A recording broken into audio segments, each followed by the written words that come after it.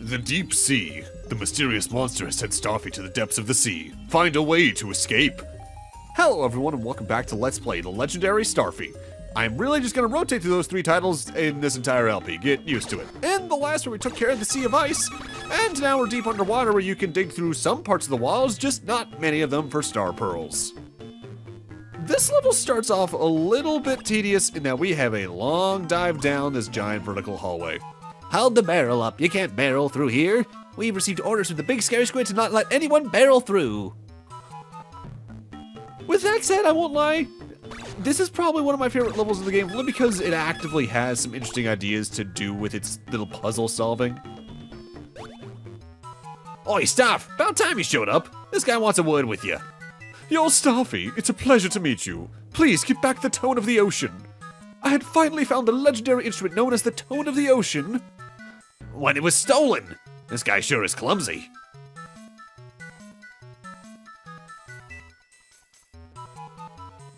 It's mine. At last, I've finally found the legendary instrument. The Tone of the Ocean. It said that when played, it will produce a truly heavenly sound. For so long, I've been searching for it, but now, I'm so happy. Hey, so that's a legendary instrument you have there, is it? Let me hear it. Of course, they get ready for a commemorative first performance. What's going on here? Where'd the light go? Oh, it wasn't gone for long. It sure surprised me, though. I wonder why it went dark. Well, whatever then. Oi, Mozart, hurry up with the music. It's gone! Gone! Oh, this is bad. The Tone of the Ocean, it's gone! What? Sure you didn't just drop it or something? I got it. Hey, Dad, treasure's all ours. That guy. Hey, give back my Tone of the Ocean!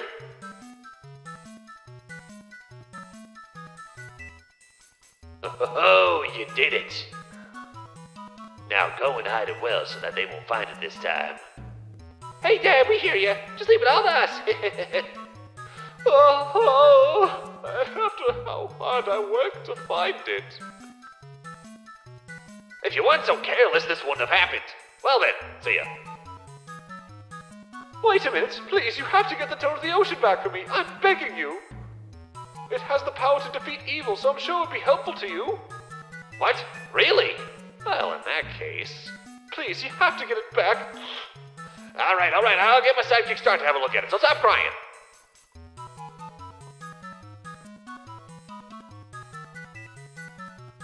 Good grief. Starfy, please, search for my stolen Tone of the Ocean. Hey, Wozart, maybe you should do some searching yourself. Right, but Starfy, I'm counting on you. I see at this point Mo is just signing us up to do things rather than even asking us even remotely. Not that he ever really did, I guess, barring getting Ruby back. So, this stage can be a little troublesome, I imagine, on original GBA screens, more so than the GBA SP, DSs, or anything after the fact, really. As the deeper you get into this area, the less light there is. And on a launch GBA screen with no backlight, that probably gets to be very hard to see. Here, not so much. Who do you think you are? What's that? You want to pass through those doors the squids are blocking?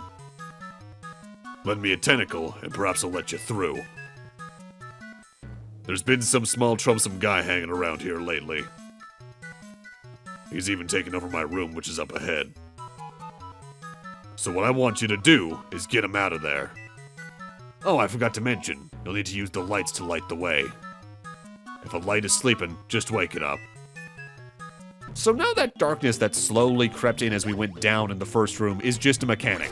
We can smack the lights around here to wake them up and have them light up the room for a few moments at a time. And they slowly darken the room again in like 2 or 3 different steps, I think. Finding your way around here isn't that bad, even with the lights off though, as long as you're on anything that's a GBA SP and beyond, because you can see the slight outlines of the area at the very least.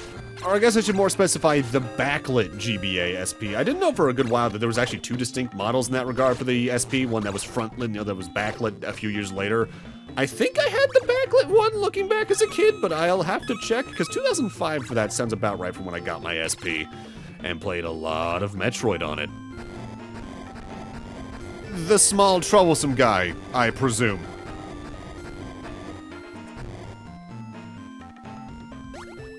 Yo, Starf! The guy that the big squid was talking about, you think this is him? Hey, you there! This is the big squid's room. Stop causing trouble in here. Hey, you've got it all wrong. I want to be a barrel squid, so I came here. Regardless, we've got a promise to keep, so scram. No way! Without a nice barrel, he won't listen to me. What? So that's what this is about? Fine. The Great Mo will find a barrel for you. Wow, okay then. Buy me a nice looking barrel. Hear that, Star? Forget looking for a barrel for this guy. So now we need to find a barrel in this room. It's on the top left of the area, I'll just tell you that outright.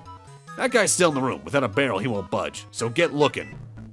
This is the first time you actually have to push something in more than one axis in the game, because you had to push the barrels back in the tutorial level at Lobber's Cave. Pushing things in this game is a little awkward horizontally, because you have to actively swim to the side, and that doesn't feel exactly great, and they're always slightly falling when you're doing that anyway. But also, if you push something into a wall or corner, it will generally choose the direction you want to go in perpendicular to that wall you're pushing it in to move along, so you can get it over little hills and all that. Which is a nice feature, but it doesn't exactly feel the greatest. There's not too many times you have to push things like this in the game, but also you can just dash spin into them and move them with that as well. Hey, you found one! Well done, quite well done.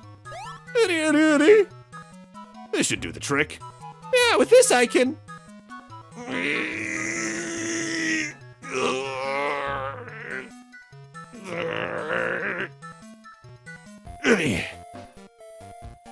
What was that all about? Yeah, it looks great. You sure are a strange fella. Happy now? If so, it's time to get out of here. Right, it's time to show this thing off.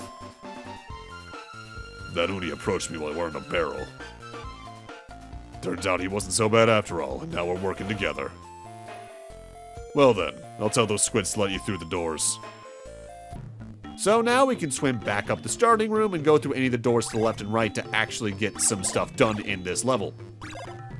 So the thing is about every door in this room, barring the one we just came through at the bottom that leads to the big barrel squid area with the sea urchin in the barrel as well now, they all lead to the exact same room, just different parts of it. And there's a door in the center of this room we need to access in order to actually move on.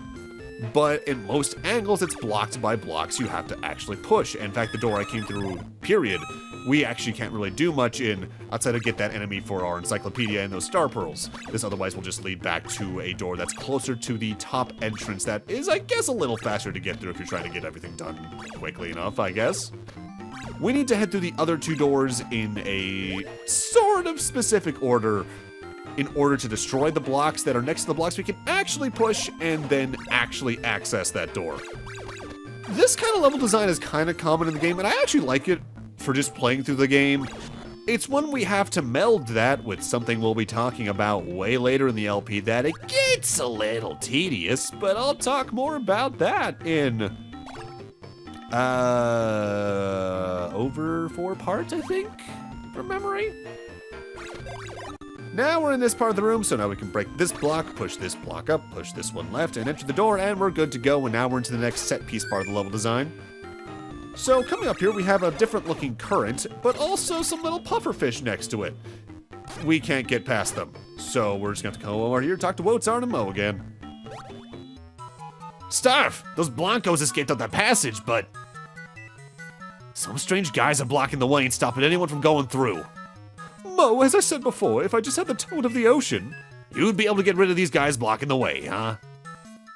But what can we do? If the Blancos are up there, won't the tone of the ocean be as well? However, earlier I heard a Blanco's voice coming from over to the right. What? That's suspicious. Stop, go check it out. Alright, sure, do nothing yourself, alright, sure. So now we're in an auto-scroller, but it's a bit of a weird one. This room is shaped essentially like, I guess, the letter G, in a way. But we have these flashing red and blue arrows you can spin dash into, which completely change the direction of the auto-scrolling between left and right. You just need to navigate the hallways while not getting crushed in order to grab the tone of the ocean here. A mysterious instrument is on the ground. Starfy picked up the toad of the ocean. That was deliciously easy, but we're not done in this room yet. You can head back up the way we just came to get back to the exit, but I want to come up here and enter this door right now. Hey, aren't you Starfy? I've heard the rumors. You're on an adventure spanning both the seas and sky. However, what about going beneath the ground as well? Give my mole tank a try.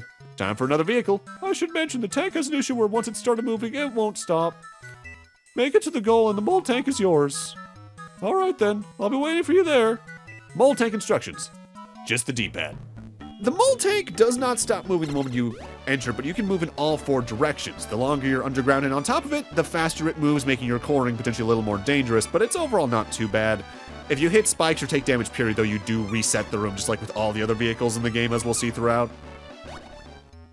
Nicely done. I know you can do it. From now on, you may find the mole tank hidden around various places. Feel free to use it. Starfy can now use the mole tank. Now, we're gonna need the vehicles eventually anyway, but you can technically wait to get them until way later. But for the sake of simplicity in several regards, it's just better to get them now, because you can get some star pearls along the way using them anyway. How was it, huh? The Blancos weren't in there, but you found the Toad of the Ocean? Oh, my Toad of the Ocean! Thank you very much. So the Blancos hid the Toad of the Ocean in there, then escaped upward. Ah, so that's it. It must be close by then. Oi, Mozart, we found your Toad of the Ocean, so do something. Understood. Let me show you the power of the Toad of the Ocean. Okay then, I wonder how that thing sounds. This is exciting. Why, oi!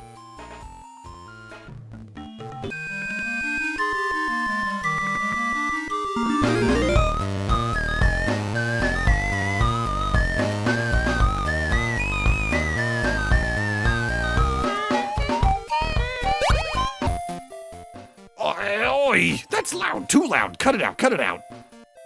I thought my ears were gonna explode. Ugh, you need some practice. But because of you, it seems those guys swam off. Huh? That's strange. That's not what I was expecting. Huh. Starf, let's head up through that passage. I guess I should practice? Thanks, Starfy. So now we can proceed up here and continue on with the level. What do you got to say this time, Mo? Look up there. There's a door in that waterway. How do you get in there? So the thing is, that current there, we actively cannot resist. Compared to the current we found earlier when we just got the upgraded star spin a few levels back, you actively cannot resist that at the moment. You're just always at the whims of it. And theoretically, you could stay that way the entire campaign, because the thing is, getting the star spin upgrade back in the whale level to break those blocks, that's mandatory. There's one other upgrade we can get that's technically optional. But before we talk about that outright, we have this entire section, and over here we have a door that leads to another mole tank section. So the thing is with the mole tank sections, yes, you're constantly moving, but if you're in a safe place, like the areas that are blocked off with a lot of star pearls, you can run into those walls and it's no problem. The only things that can damage you and cause you to reset are spikes and associated hazards like that act the same way anyway, or enemies. Enemies in the mole tank sections do count for your encyclopedia of enemies, but I'm not sure if you actually need to destroy them. I think you just might need to see a lot of them. There are some you need to actively defeat though, and sometimes they're a little tricky to hit because you might need to hit them from behind, and they might disappear if you get too close to them. And heck, those beavers we saw in the area we got the tutorial for the mole tank do just that. As it stands though, the mole tank is, I guess out of the vehicles in the game, it's not my least favorite, it's my second least favorite. And a lot of that just comes down to, I think they could have accelerated its rate of acceleration a little more. Maybe doubled it and I would have been fine with it. As it is, a little too slow for my taste to start, but again, need to keep in mind the target audience, so Next up, we want to check up this door right here. This is our minigame for this stage. Me and my awesome brush challenge you to a duel. Beat me and I'll give you a prize. Gather up the sea garbage and collect more points than Brushly. If Starfy touches the spikes or the game ends in a tie, you lose, and it's game over.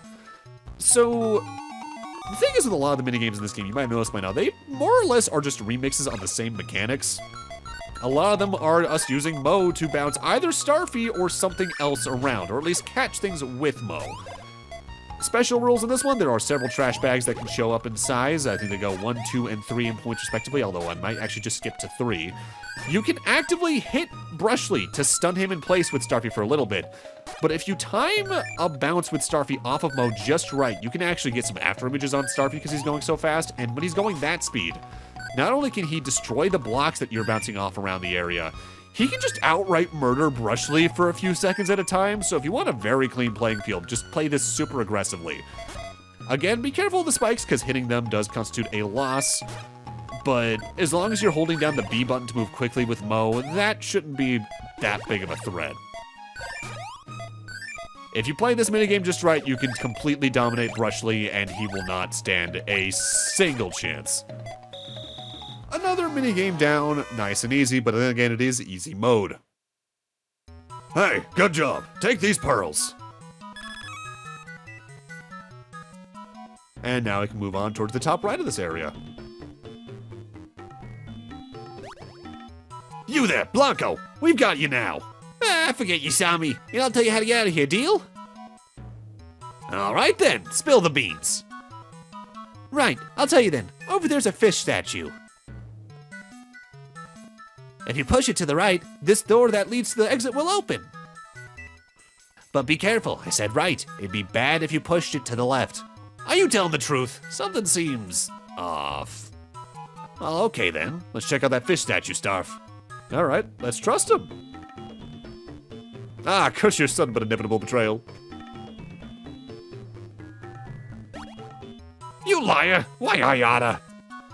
But you want to do that and also hold to the left while you do it, because that way you can get into that door.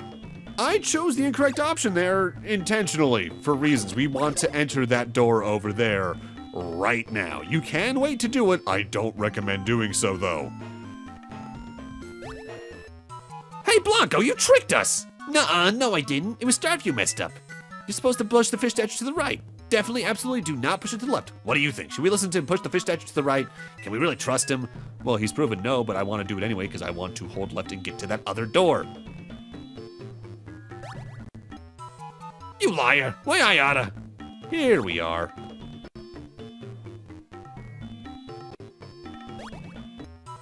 What? Where is this even? It's some strange room. What perfect timing. I could use the assistance of someone your size. If my research is a success, it can allow you to use the Ultra Star Spin. What? Really? Oi, stop, give him a hand. It's decided then. Drink this potion.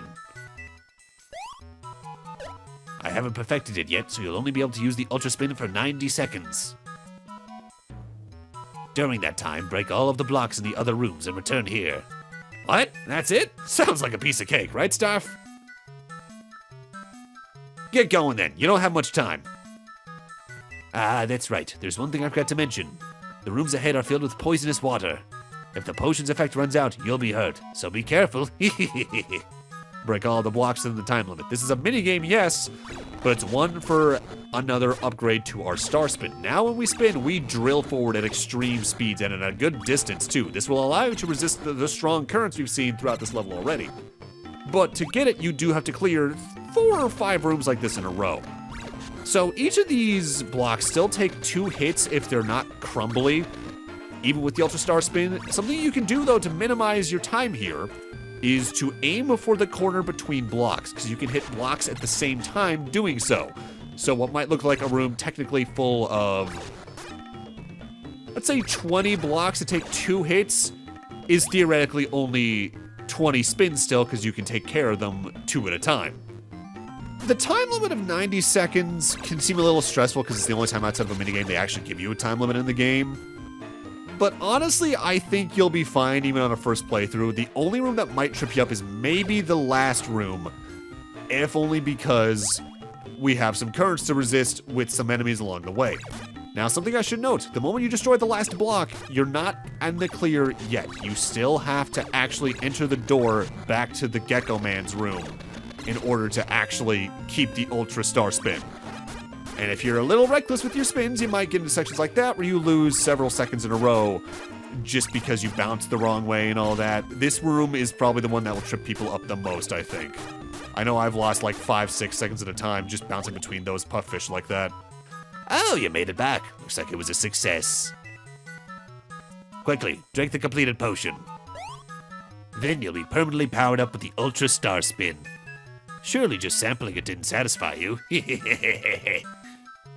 And thus, our star spin is now, I believe, completely maxed out. So we're now good to go on with the level.